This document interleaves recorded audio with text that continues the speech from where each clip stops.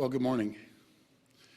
As I've said from the very beginning, the extraordinary measures that we introduced during this pandemic were always intended as a last resort. And I stood at this very podium and promised you that these tools would only be used for as long as they were absolutely necessary, and not one day longer. The removal of these measures has always been our objective, and something we have collectively worked towards for months now. We started in January when we welcomed kids back to class and opened businesses. Since then, key indicators have steadily improved. At the peak of Omicron wave, over 4,000 people were hospitalized with COVID-19 in Ontario. That number has now dropped to 1,500. While percent positivity hit highs of nearly 40% in early January, it has now dropped to 13%. And Ontario's healthcare workforce continues to stabilize as we lift Directive 2 and restart more surgeries. Because of this progress, we heard from our Chief Medical Officer of Health, Dr. Moore, 2 weeks ago, and again last week, that we were fast approaching a time when we could safely remove restrictions. Over the weekend, I received recommendations from Dr. Moore on a plan to safely reopen our economy and remove Ontario's vaccine passport system. I've accepted these recommendations. And so today I can announce that beginning on February 17th, we will remove all capacity limits except for sporting events, concert venues, and theatres, which will be capped at 50%. Some higher risk settings will also be capped at 25%. Social gathering limits will increase to 25 people indoors and 100 people outdoors. Organized public events will increase to 50 people indoors with no limits outdoors. Effective March the 1st, we intend to eliminate capacity limits in all indoor public settings. At the same time, and at the recommendation of Dr. Moore, we will lift proof of vaccination requirements for all settings. Based on the advice of Dr. Moore and what we have learned over the pandemic, we will need to keep masking in place for just a little bit longer. This is an important layer of protection that will allow us to proceed with our reopening plan safely. My friends, like all of you, I've waited a long time for this news, but please never doubt that the steps we took together, as difficult as they were absolutely necessary and saved tens of thousands of lives from COVID-19.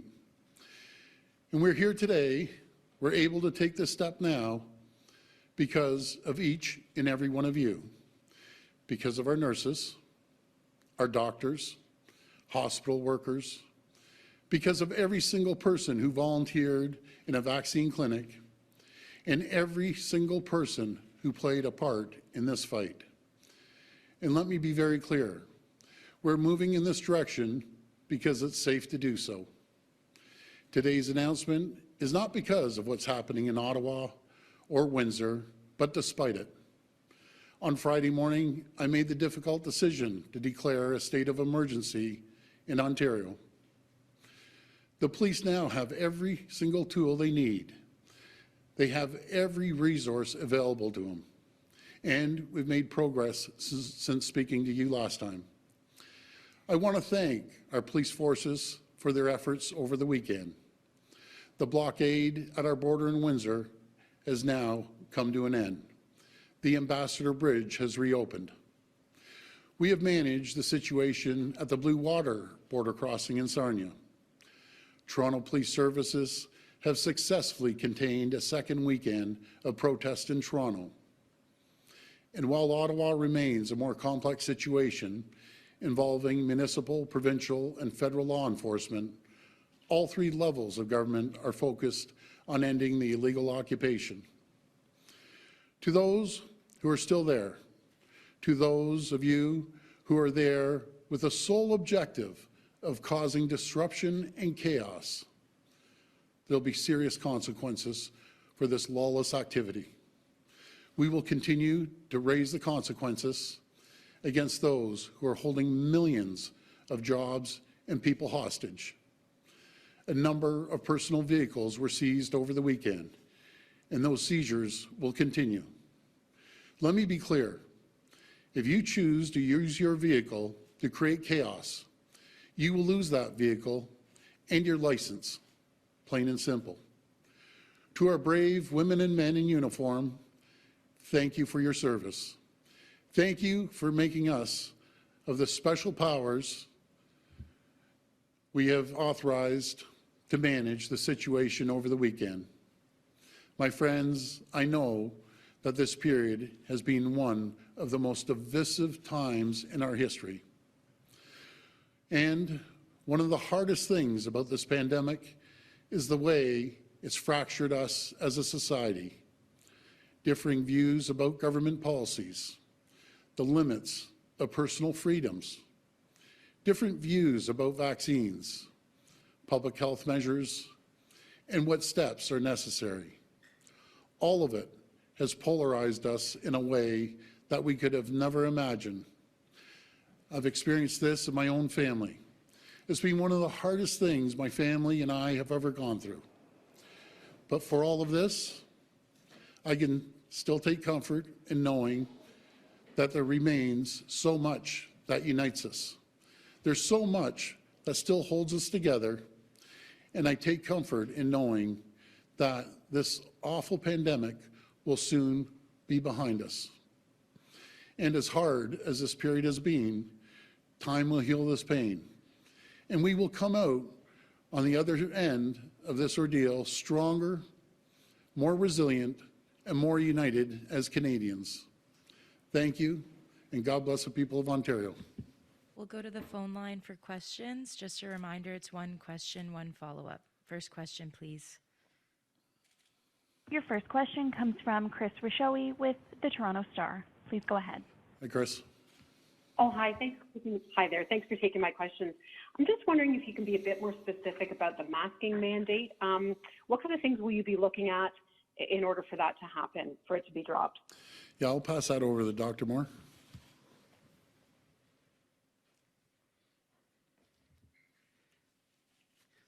Thank you. Well, I agree with the Premier. All of the metrics are improving dramatically in terms of the number of people hospitalized, number of people in the intensive care unit, the percentage of tests that are positive.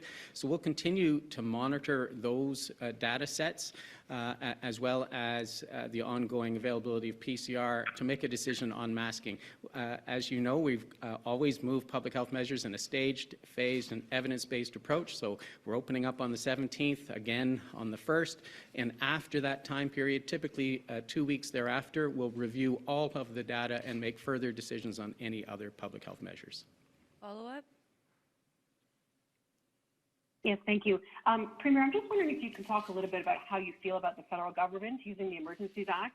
I mean, the military has been used for COVID-19, for BC floods, and I'm just wondering how you feel about the military stepping in potentially for the convoy protests. Well, I'll be having a conference call with the Prime Minister and the Premiers at 10:15, so I may have to cut this off sooner. But I'm not too sure what the Prime Minister is going to discuss with us. But I will tell you, I'll support the federal government in any proposals they have to bring law and order back to our province, to make sure we stabilize our businesses and trade around the world as the world is watching us right now, wondering if it's a stable environment to open up businesses and expand businesses. These occupiers, they're doing the total opposite, what they say they're there to do. They're hurting hundreds of thousands of families, millions of jobs across the province. I've been speaking to numerous CEOs of Fortune 500 companies wondering if they should continue to expand. Well, my message to them, yes, we're open for business, continue to expand, and we will guarantee you a stable environment and to make sure we get goods from one side of the border to the other. Next question. Your next question comes from Cynthia Mulligan with City News. Please go ahead. Hi, Cynthia. Hi, Premier. You made a point of saying that your easing of measures sooner has nothing to do with the protests. But I am going to ask you, does this decision have anything to do with politics versus science? We know there's an election coming soon. You don't want any of your base splintering off to other groups that are forming out of these protests. So how much of this actually is keeping an eye on the upcoming elections? Well, first of all, Cynthia, despite the protesters, this plan was in place long before the protests were out there. And I wouldn't call them my supporters necessarily. I think it's a mixed bunch of everyone down there. But at the end of the day, we need law and order. Our country is at risk right now. It's not just happening here in Ottawa, it's happening in BC and Alberta, New Brunswick, and I've been in conversations with all the premiers.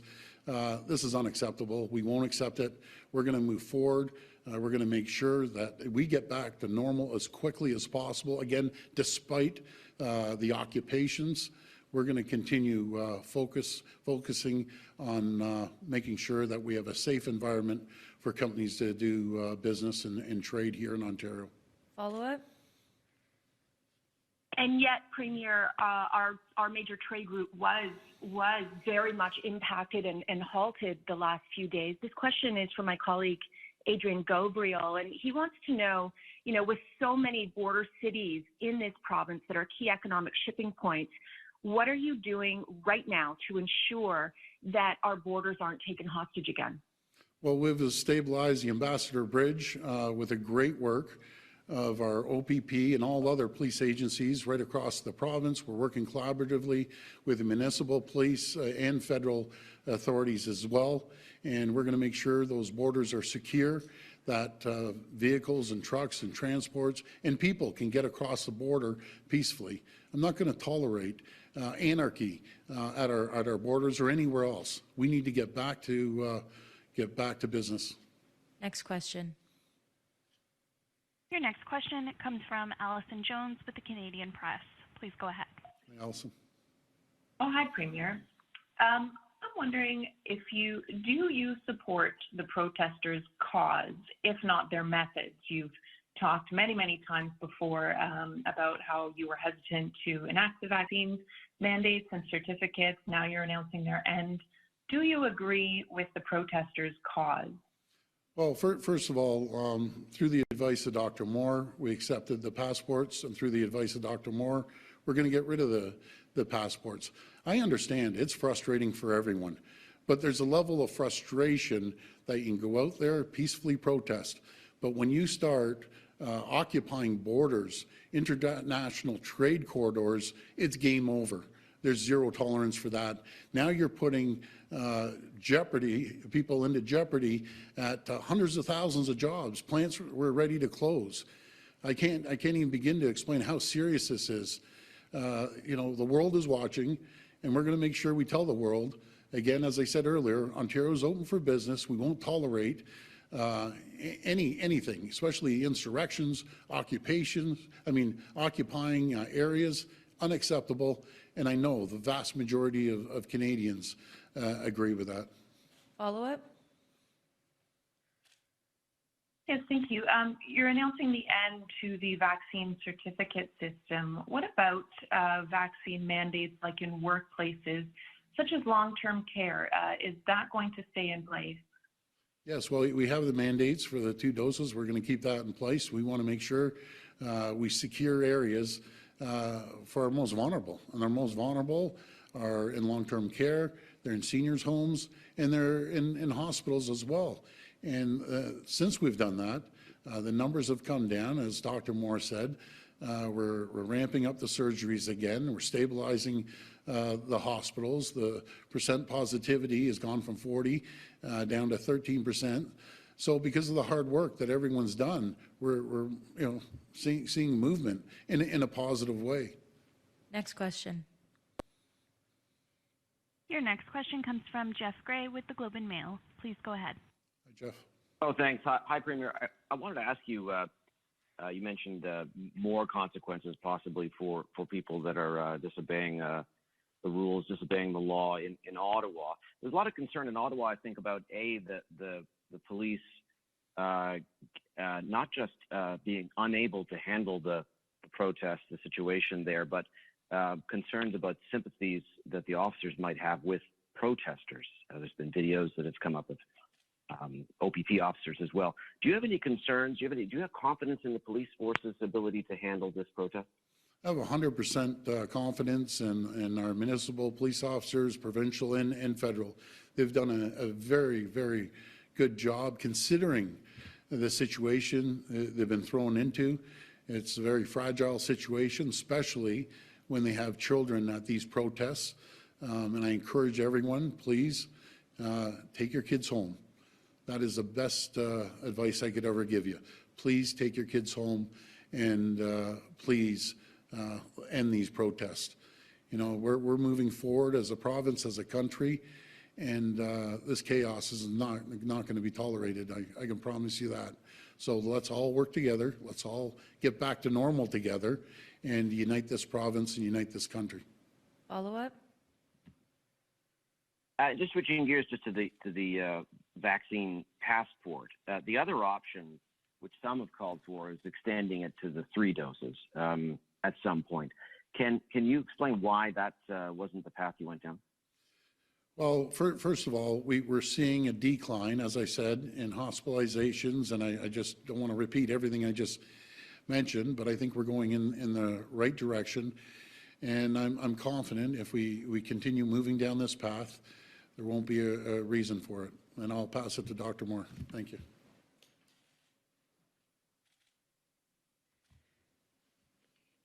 Well, I agree with the Premier. We are now down the slope from the peak of Omicron activity. 92% of Ontarians 12 and over have received at least 2 doses, and 6.7 million Ontarians now have their 3rd doses. So we have the level of protection that we need to remove public health measures and have made terrific strides on reducing the risk.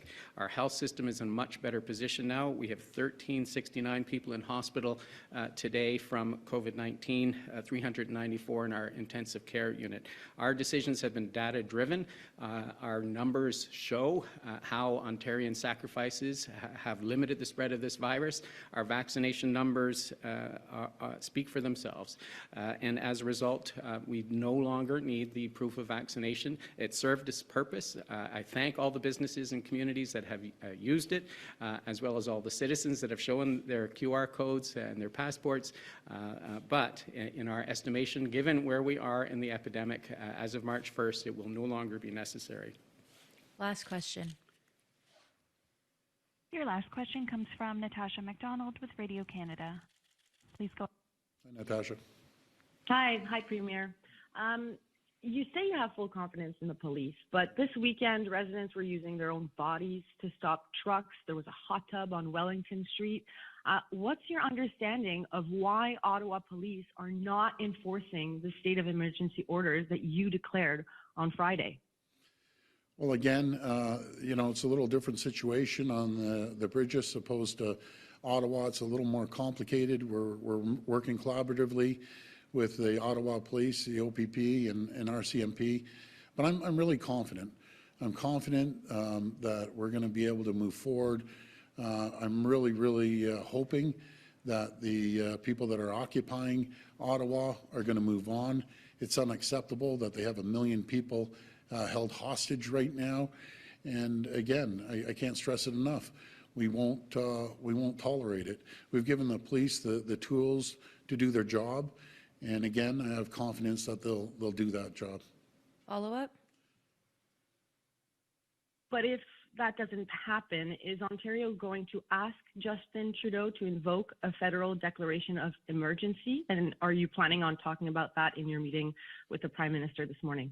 Well, I think we'll be discussing everything at the conference call today with the Prime Minister and all the premiers. And I can assure you that the premiers don't hold back on their comments.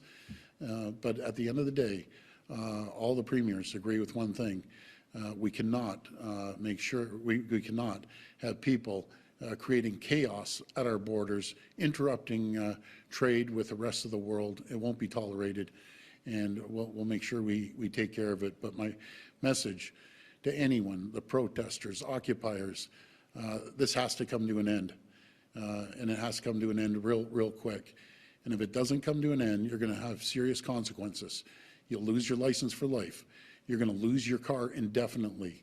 And we're going to throw every tool we have at you to make sure we bring stability back to our great province and our great country.